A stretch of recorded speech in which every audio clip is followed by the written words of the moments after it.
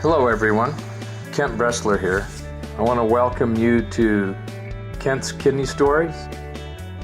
During our time together over these podcasts, I'd like to discuss kidney disease.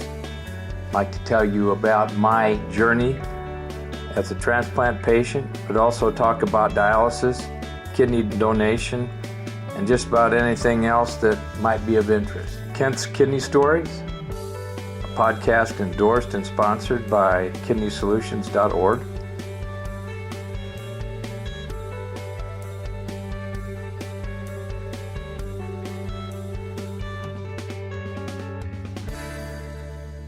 Hello, everyone. This is Kent Bressler, and you know what time it is. It's time for some podcasting. I got a great guest tonight, and well, it's night for us, but I don't know what it is for you anyway. So let's start it off right away with prayer and get our minds right. Thank you, O dearest Lord, for that all that has come to pass for me today. I ask for your mercy on me for the sins I've committed.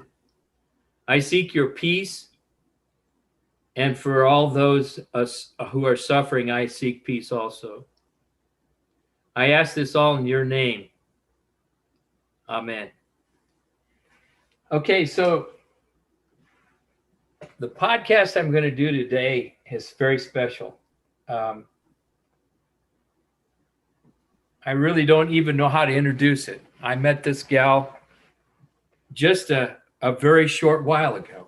Matter of fact, I don't think it's even been a couple months, 3 months.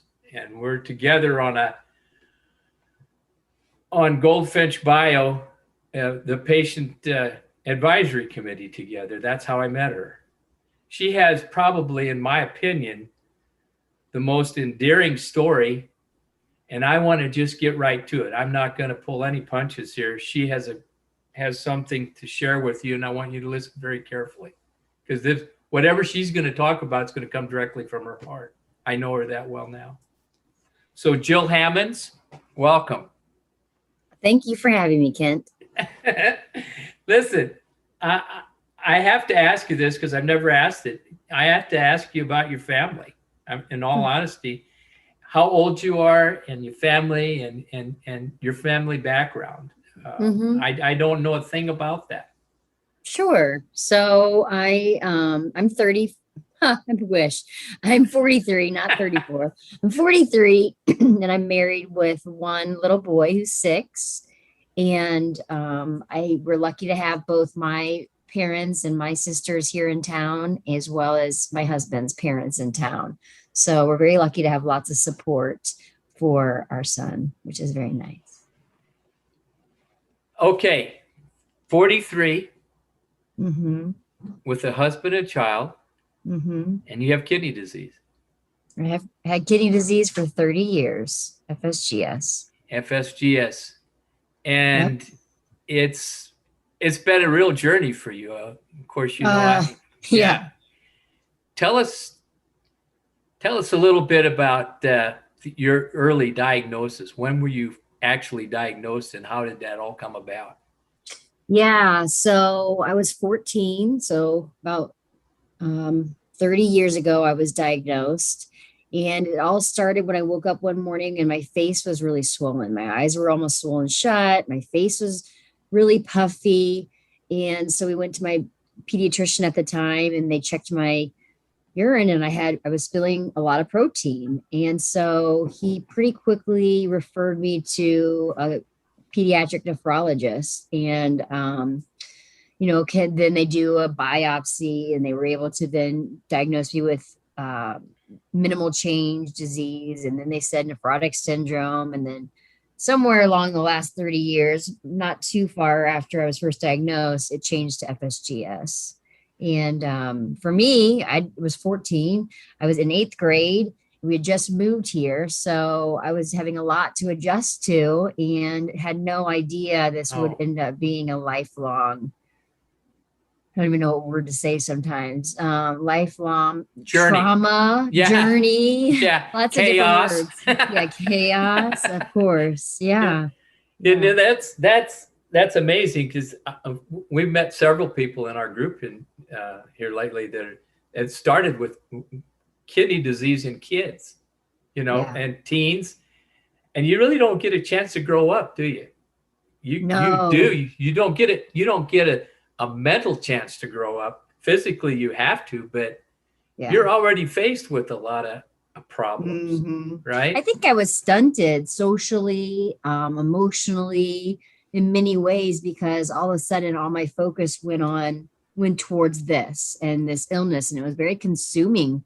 It's always been very consuming of my time, my energy, my emotions, and so I feel like I missed out on some of the social aspects of growing up as a teenager. I'm sure you did. You had to, because even in someone who's quote healthy, without Hmm. any burden, Hmm. they cruise through life. Some of them actually do so well that they actually get in trouble doing it. And Yeah. so, in your case, you already started with trouble, and Hmm. you've had to work through it, which Yeah. amazes me. Okay, Hmm. but that 14, you figure that out, and you start through. When did you have your transplant? First transplant? Yeah, my first transplant was in 1999. And so I was in grad school at the time, and I had my transplant. My mom was my donor, and I had my first transplant during like holiday break for college. And so I missed maybe 1 week of class, and that was it. And then I was back at it in grad school. So didn't miss much of a beat. So what was your graduate work in? Social work. So I have my Social work? undergrad and master's in social work. Excellent. And Mhm. you're actively working now, right? Yeah. So I did recently reduce my hours to 30 hours a week. So I'm working 30 hours a week as a career counselor and an instructor for a nonprofit agency in my town. And I like it. It's fulfilling work, but with health and being a mom and a wife, working full time just got to be too It's difficult. too much. It's too much. And it's okay if you're quote healthy, Hmm. but when you have kidney disease, it's just a constant adjustment. I mean, that's all you do Yeah. is adjust, right? Yeah. I mean, I have too many doctor's appointments, treatments every week. And I'm tired all the time. I'm chronic anemia. I couldn't keep up with all of it. And so my family is more important. So I reduced my workload, and that's helped Good girl. significantly. Good Yeah. girl. Good girl. That's great. You have to make that decision. So Hmm. you went from the first transplant. How long did that last? It lasted 7 years. The disease came back 2 weeks after the transplant. And to be honest, I don't know if it had anything to do with it being a family member that donated, but I never felt good the whole time. Oh no. So, and I was doing plasma exchanges to keep the disease in remission every year. And so I would do a bunch of plasma exchanges for, a couple weeks, couple months, and then it would put it in remission temporarily, and that would last about a year, and then I'd have to do it again. And so that was a pretty rough 7 years until it eventually failed. How'd your mom take that? This is now as a mother, I can now understand how my mom probably really struggled. She hid it pretty well, but even to this day, as a grown woman, she still worries significantly more about me than I wish she had to. Yeah. Well, she has to. She's entitled to it. She's your mom, right? Right. Right. And at a young age, she had to start worrying about me. And that's, Oh yeah. pretty hard to change, even as I get older and I'm an adult, still very much ingrained in her that's, this caretaking role is her responsibility. That's how she sees it. Sometimes I look at my two daughters and I actually just see them. I see them as kids. Mhm. I don't see them as adults. I Right. know they are, but in my Yeah, mind's eye, I really see them as kids. sure. So Yeah. whatever. Yeah. So you how long what kind of I'm sure you went on dialysis, of course. What kind of dialysis did you go on? Well, and that was probably a little bit of me to blame when the doctor. So I think you get used to how bad you feel, and it becomes your normal. You And adjust. so, yeah. And Your so body, when, yeah. and I was younger then, and I think you can deal with more difficulties than you can as you get older. And so when the doctors told me my kidney was failing, I didn't really believe them because I didn't think I felt bad enough. Yeah. And so unfortunately, I didn't get started with the transplant process as fast as I should have. So I did end up on dialysis for about 8 months, and I did hemodialysis in a clinic. And to be honest, it was miserable. I really slept most of that time period. And how long were you on dialysis then? 7 to 8 months. Okay. And so I did have to take a leave of absence from work. Because not only did my kidney fail, but I also had a minor stroke. And so now my that memory, I didn't know. That I didn't know.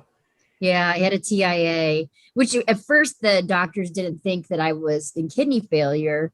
Or I'm sorry, they thought that I was toxic because I was in kidney failure. So they immediately put me on dialysis. Yeah. And that's probably, maybe that is what caused the stroke. I also was taking a lot of Epogen, and that, of course, is a big Precursor. warning. Yeah. Yeah. So that may have led to it as well. So that took a while to recover from that. Well, we're getting a pretty good history of what FSGS can do to a person. We're getting yeah. I think most people don't know how much a kidney can impact your body, and they don't realize what all a kidney does until it doesn't work, and then Yeah, and then you're in shock because you don't believe it. You're just totally in shock. Yeah. I've never talked to anybody with kidney disease who goes into renal failure and has to have some type of renal replacement therapy that says they saw it coming. Yeah. I didn't. I knew it was eventually happening, but I really didn't think it was then. I really felt I had more time. I wasn't that sick. But it was I'll never forget after the transplant, then realizing, how sick I was. It was not until after the fact, and then I could look back and say, wow, I was really sick. Yeah, right. Mm-hmm. So at you received the second transplant. So that first transplant lasted about 7 or 8 years. Yeah. Then I was on dialysis for about 7 months. And then a good friend of mine donated his kidney to me. And even though the FSGS returned 2 weeks later, just like the first time, it lasted 11 years. And it was a good 11 years. I felt good most of the time. I had energy. It was a good 11 years. I look back to try and figure out what happened. And the only thing I can really think of, because it stayed in remission most of that time, even the FSGS did. But I got, when our son was born, and when he finally went to daycare, he brought home a lot of germs, which is very normal. And I got them all. I got whatever he brought home, I got it. Oh yeah. And that seemed to be correlated to the FSGS suddenly coming back with such a vengeance right off. Vengeance. Yeah. Mm-hmm. And it wasn't long before it ruined that kidney. Yeah. Do you know what I thought of when I was first transplanted? That was the first thing that the doctor told me. Just remember, with FSGS, it can return. Yeah. It's a potential. And I know you were told that. Now, whether you heard it, I heard at a young age, I heard it really at 37. I really heard it. Yeah. All right. Yep. And every time I went in to get blood work drawn, every time, and that was every 3 months, this doctor was very good. He stayed on me because he wanted to make sure he got on it right away. It never returned. So why? I don't know. I don't even think about that. Yeah. All I do know is that I would not be here had I not had the transplant. Of course. And you have done a good service by talking about this to people because they don't know. People don't get it. They don't understand kidney disease. No. They think it's okay. You look fine, and you do. You but they don't know what's going on inside, do they? No, I don't think people understand what it's like to be chronically ill for so many years and all the different aspects and ways in which it impacts you, the long-term damage that's done by the medications and not having a kidney that functions well. Um, I was on a trip this past weekend and with friends, and some of them saw me taking my morning medications and they literally were so shocked they took a picture of it because they couldn't believe how many pills that I have to take twice a day. And they were like, is this all for your kidney? Well, it's all because of my kidney. Because of the kidney. Yeah. Blood pressure medicine, cholesterol medicine, calcium medicine, it goes on and on. Yeah. We haven't got to the point yet, but there are some medications that we've had to take, as we talked about this the other day in a group we were in. There's some real difficult medicines that you have to take when you're transplanted. Yeah. And before, when they try to snuff out the disease process, if you will. Yeah. Explain a little bit how they tried at the very beginning, tried to suppress your FSGS. How did they try to minimize it and maybe make it go away, hopefully go away, or at least put it in remission? What did they do? What do you remember? Yeah, I remember the first thing they tried was Cytoxin, and I remember them when they told me about it, letting me know that this can cause infertility. And but it was really that was the only option discussed as a first effort, and so I did it. It didn't do anything for me. Yeah. And so then, of course, the next step was large doses of prednisone, and that was horrible, and it didn't work either. But it sure did cause a lot of, damage. I didn't go to much of my classes in 8th grade because I was so swollen. Prednisone causes the moon face and all this water retention. Humpback. I gained so much water retention. I have stretch marks today to prove it. And yeah, that was pretty hard at the age of 14 when, Oh, it's horrible. eighth grade's already hard enough to try and fit in. And yeah, let alone having to take that prednisone. Yeah. They did the same thing with me. They tried, I call it the steroid bombardment. Yeah. Even a high dose of prednisone. That's what they used on me. I said 110 milligrams of prednisone for 6 weeks. Yeah. I don't even want to talk about it, to be honest with you, but it's what you go through. And then what's sad about the whole thing is, and the reason why we do what we're doing, if you go into the doctor today, it's pretty much the same.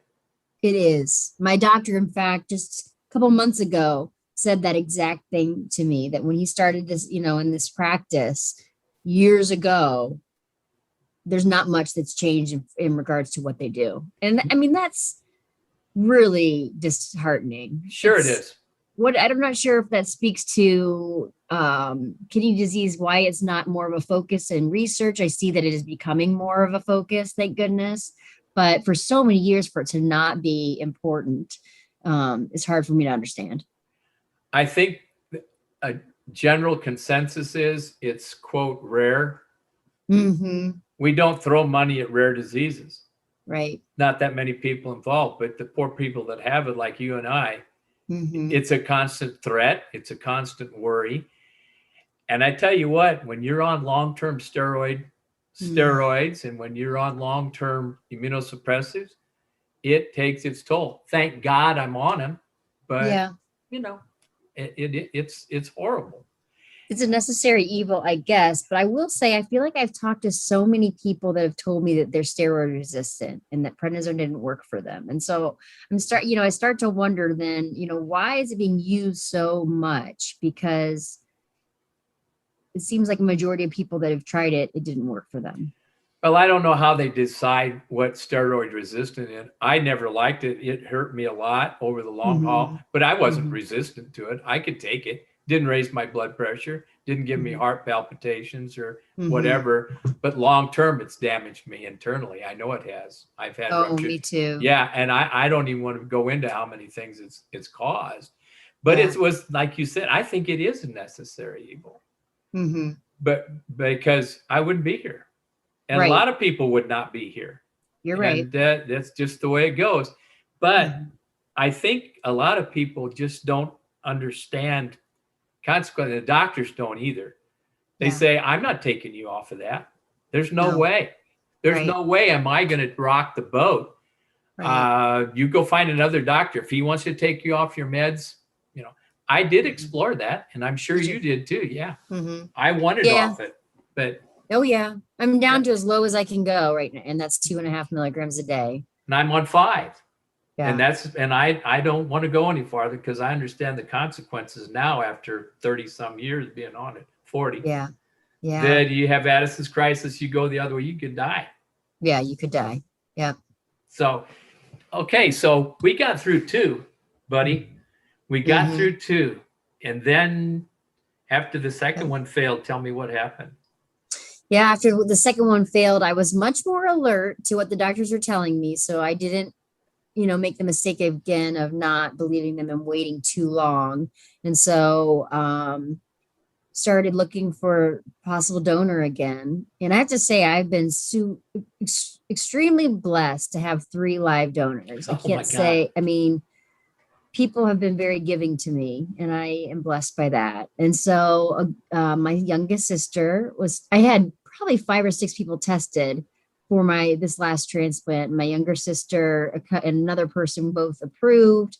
We went with my younger sister's kidney, and the kidney disease came back 2 days later after the transplant. Oh, Even with doing rituximab, immediately following the kidney transplant, it still came back right away. The fastest it had ever come back for me. And so I basically went from doing plasma exchanges before the transplant to immediately following the transplant, doing plasma exchanges again twice a week, to still almost next month will be 3 years later, still doing it twice a week. But now instead of plasma exchanges, it's LDL pheresis, if you're familiar. Yeah. well, you might want to explain that a little bit if you can. Yeah. So, my understanding, I can never remember what the LDL stands for. It's something lipid absorber, I think. It's like lactic absorber. Yeah, go ahead. Yeah. Yeah, So go ahead. it was originally created for people that have genetically high LDL levels. And I was the first person at my hospital in Ohio to try it for FSGS, because there were studies in Japan, I believe, that had shown it to be helpful. And so it basically removes my blood, puts it through these lipid absorbers, and there's somehow they think, because they still don't know how plasma exchanges or LDL really work, but they think somehow they're removing something in that lipid absorber that helps with FSGS. That's right. Again, yeah, I've been doing it for 3 years and I still have FSGS. It's not getting any better, but I would say it's not getting any worse either. Right. And so I think that's a blessing for you. I was looking for something that I could speak to here. And I think that's probably it. Mm-hmm. That's all the alternatives. You wouldn't have had that alternative back 15 years ago, 20 years ago. No. That consequence, that one of the things is those types of cleansings, require, it takes a lot out of you. It does. It does. And can you explain how you feel with those?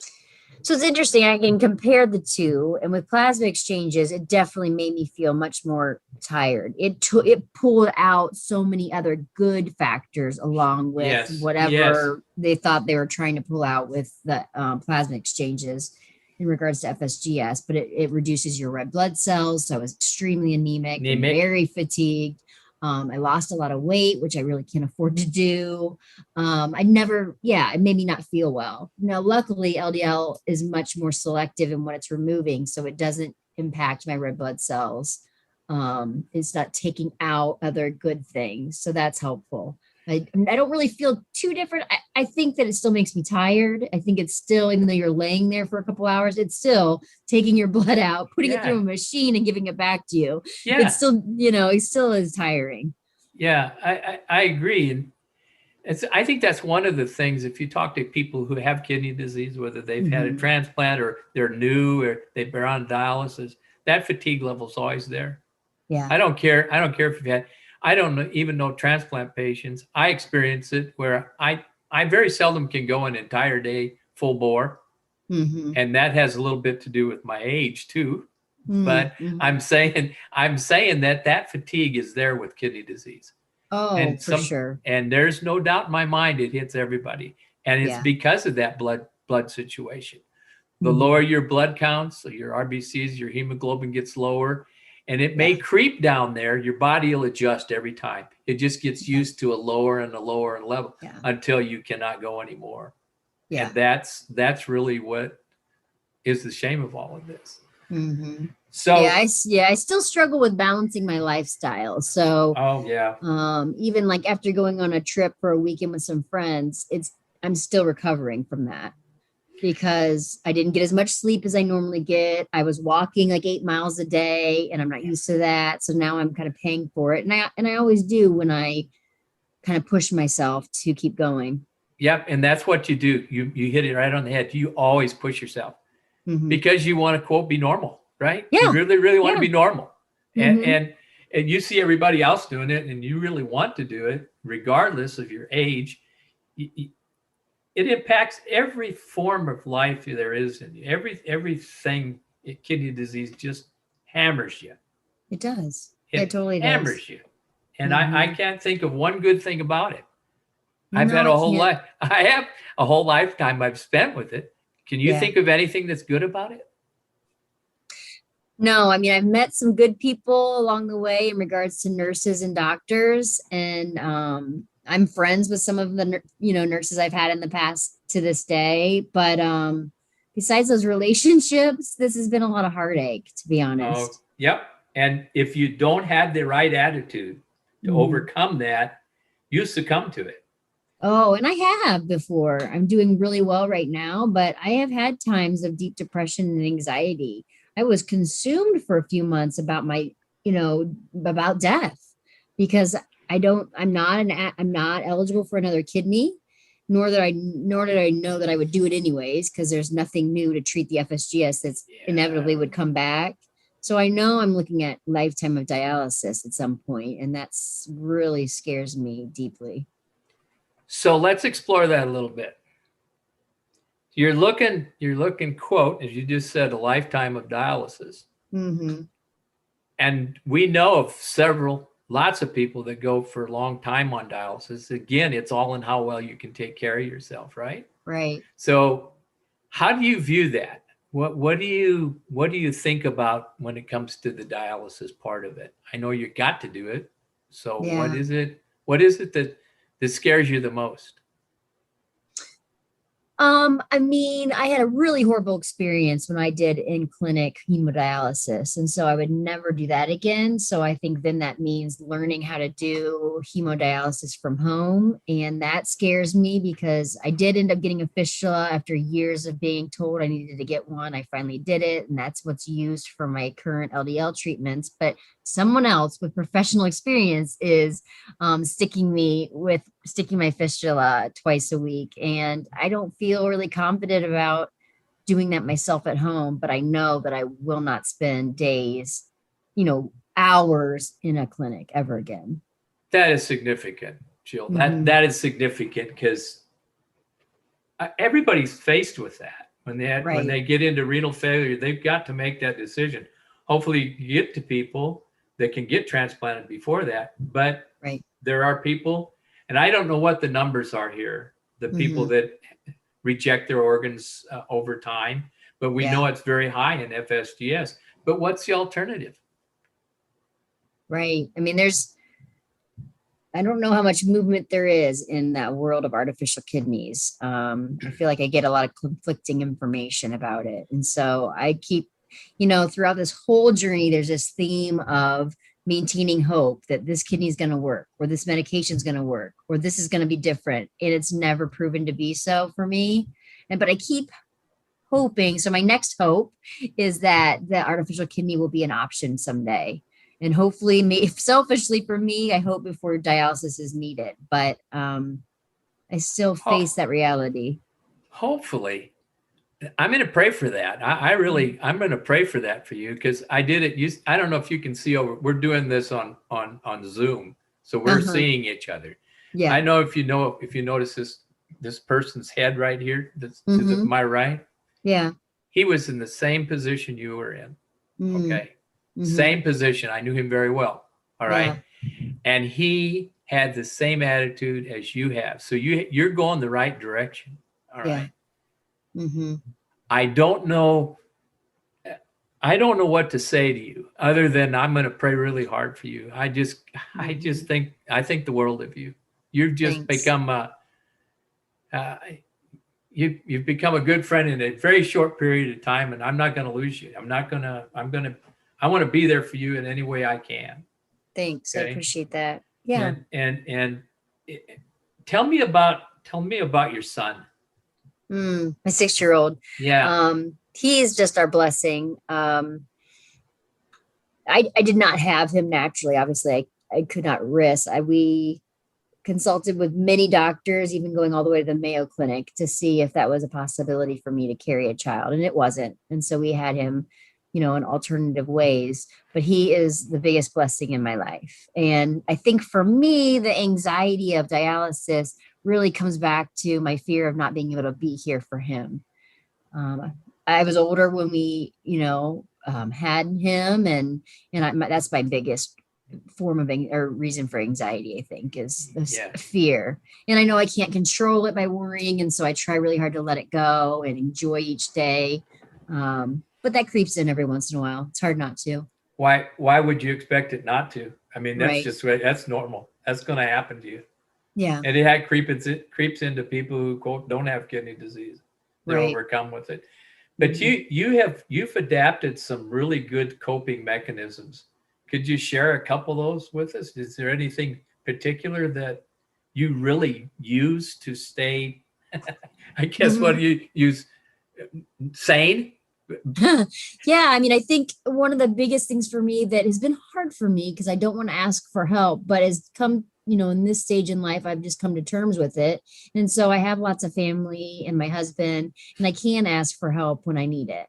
And so if I need to ask for help with my son so that I can rest, or I can get some house cleaning done or work, then I have lots of family members willing to help in that way, and in so many other ways. And so having that good support network is probably one of the biggest keys to coping with this disease. But I won't lie. I think I've also been in counseling off and on for many years, dealing with, you deal with this idea that this is my reality, but that's not the reality that I want.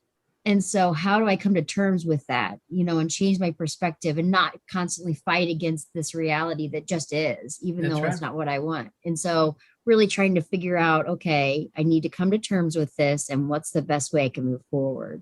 And so I try and focus on spending my time in the ways that I think are most important, and saying no to things that I really just can't take on or add to my plate. And those have been helpful strategies. Those two are monumental. And I think people need to, I hope people that are listening to this take this home. This is, whenever you do something like this podcast and you talk to someone who is in your situation, it's not roses, believe me. And I can tell you, you have to have coping mechanisms, and you help a lot of people. It is okay to go get some help, some counseling. All right. And that's, you have to. All right? I think it's critical. I don't know how you could go through life with a chronic illness and many traumas that have occurred in the hospital with me, and not think that not address your mental emotion, your emotions. Right. Because there's been some traumatic things that have happened in hospital stays. Very traumatic. I can't imagine. I know what my first dialysis was. I had 2 days of it. My first day, I thought I was going to die. I really did. I thought I was dead. I really honestly thought I was going to die. Yeah. And the doctor came in the next morning. He said, "What's going on?" I said, "Yeah, you told me I needed a transplant. I want it. I do not want to do that again." All right? Well, he said, "Got one more day, and then we're going to surgery." He said, "I made the decision. We've scheduled you." So that's great. Yeah. And see, that's a blessing. Yeah. And I want people to realize that you can do that. You don't have to go through dialysis to get there. Right. You don't. Right. I wish I would have listened to my doctors, because I could have avoided dialysis if I would have just listened, and I was being stubborn, and dialysis was one of the worst experiences of my life. I imagine, especially at that age. Now, the point here to people who are listening is the fact that if you get faced with this kind of thing, you have got to have someone on your side. That physician you're going to has got to give you options. Yes. Right? You cannot go through this just saying whatever he says goes, or I don't think what you said when you were bucking the system there, or, you were in denial probably, and you just didn't think it was going to happen to you. I went through that. I understand the denial process. That's not me that's sick. It's somebody else. Right. And I think that there wasn't proper education for me either to understand, like, this is what your lab numbers mean. This is how much kidney function you have left. This is maybe the damage that you're causing by not, being on dialysis. You can bridge to it. But the whole point is you had plenty of time with MCD to be set up for a transplant. Yes. That's what's tragic about kidney disease. Yes. And I don't mind saying it. You know who the gatekeeper is in this situation? It's the nephrology community. They are the ones that keep track of this stuff. Yeah. Yeah. So I have to be honest, just like I don't like prednisone, I have to take it, but I do want options as a patient. And I've heard you say it in a meeting. Just give me options. Yeah. Don't sugarcoat it. Give me options. Then let me make the decision. I don't need you to help me with that, other than I will make the decision. You choose not to do the therapy. Okay, fine. Yeah. You know what the results will be if you don't. Yeah, it's so true. And I was a really quiet, introverted person, and it took me a long time to learn, oh my gosh, I have to advocate for myself, or they'll just let me die. They'll run right over it. Yeah, they'll ignore it, or it's kind of like benign neglect. It's okay. It's compassionate love, but the outcomes for her is tragic. Yeah. Nobody. Yeah. I mean, I think my last doctor before the one I have now, I think gave up. In fact, she told me at one point, I think you should give up and just go to dialysis.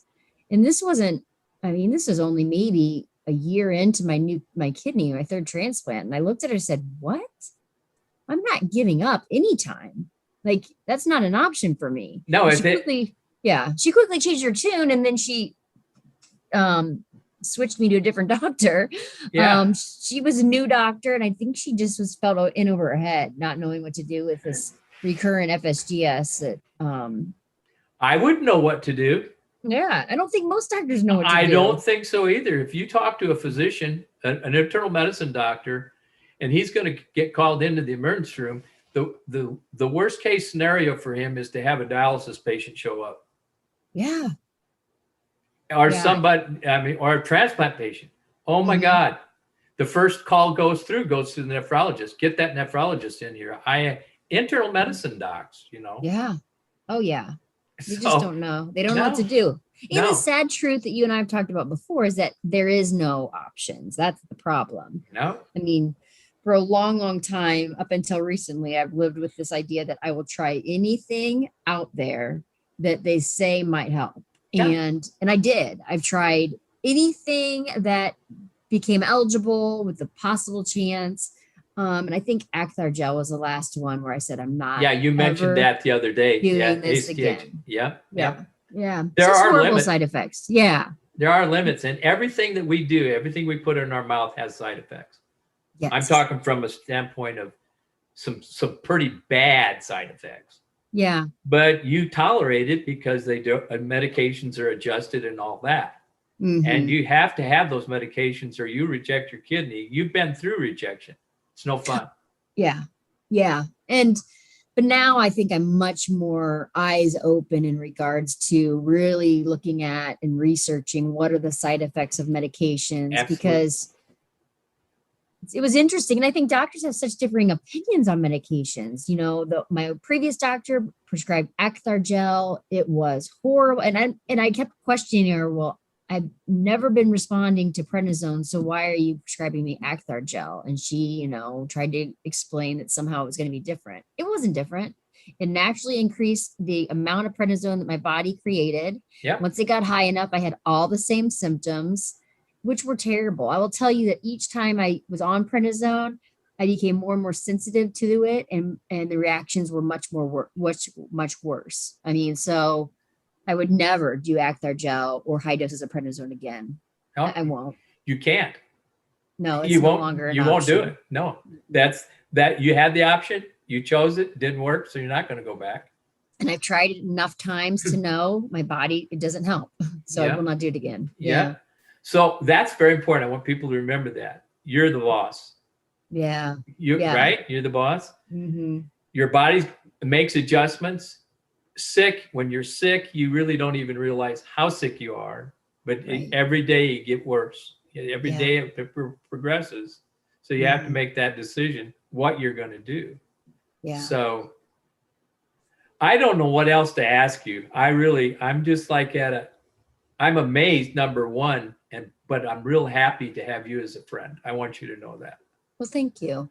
And I'm glad that I've met you and met, some of the other people as in the patient advisory group. I think it's, for the longest time, and you probably are the same, I went for years not knowing anyone else that had FSGS. There was no networking, there was no support groups. And I finally, probably 7 or 8 years ago, finally found some support groups through Facebook, which was life-changing for me. We even some of the women met face-to-face. That was the first time I'd ever met someone face-to-face that had FSGS. I mean, so slowly but surely I'm starting to meet more and more people. And even through LDL, I'm becoming more of like a support liaison because now that I've tried it with FSGS with LDL, now they have 4 other patients that they're using LDL with to treat FSGS. And so I'm getting to know all of them and slowly just developing more of a support network, which I think is huge. So important. Jim Myers I'll send the link to you. One of the groups that we have is for FSGS on Facebook, and I'll send it to you. You get involved in it. We'd love to have you. That'd be great. Yeah. Well, I mean, your support group is very helpful. It just helps to know other people because no one else can relate to what you're going through. As much as they love you, they care for you, they cannot relate. If you haven't been on dialysis, if you haven't experienced it, if you haven't had a transplant, if you haven't had chronic kidney disease or acute kidney injury, something that is life-threatening, I can tell you, I can't express what it's like. How can somebody who's never experienced it express it? Right. But I do appreciate people realizing that this disease is horrible. It really is horrible. Mm-hmm. And you have to muster every bit of faith you have in Christ, every bit of belief in your heart that God has you in his arms. And that's the most important thing you can have. You're right. So, you're right. I want you to stay working the rest of your life. You're going to do okay. You made a smart decision cutting back your hours. Yeah. That 6-year-old needs you. Yeah. He's going to be in school. There's going to be a lot of activities. Don't know what your financial situation is, but I'm not worried. I believe, and knowing you now as well as I have gotten to know you, you're going to handle everything that comes your way. Yeah, I have a great support network. My husband is very supportive, and so we just make things work. And that's right. Yeah. Okay, I'm gonna say goodbye, but I'm gonna do it in an old-fashioned way. I'm gonna just tell people out there that there's nothing that you can't do. There are a lot of things that limit what you can do, but not what you can think you can do. You got to get through things, and you need help. You need a mentor. You need someone like we provide in support groups, like Kidney Solutions surprisingly helps a lot of people just with the daily routine of having kidney disease. Okay. Don't go it alone. Don't go it alone. And trust me, don't feel sorry for Jill. No. Pray for her. Don't feel sorry for Jill. Jill's got this. She's handling it, and she's okay. And I want people to know out there, if you've got FSGS, it's not a death warrant. It is not. You don't believe that, do you, Jill? No. We'll work with you. At Kidney Solutions, we'll work with you. Jill will work with you. You want to get in contact with her? She's more than happy to work with you if you have FSGS. Oh, yeah. So consequently, I'll tell you this right now out there, if you're listening. Spread this around. Share this with other people so that they understand that there is hope. Regardless of how rough things look, there's always hope. Keep that in mind, and as I say, keep breathing.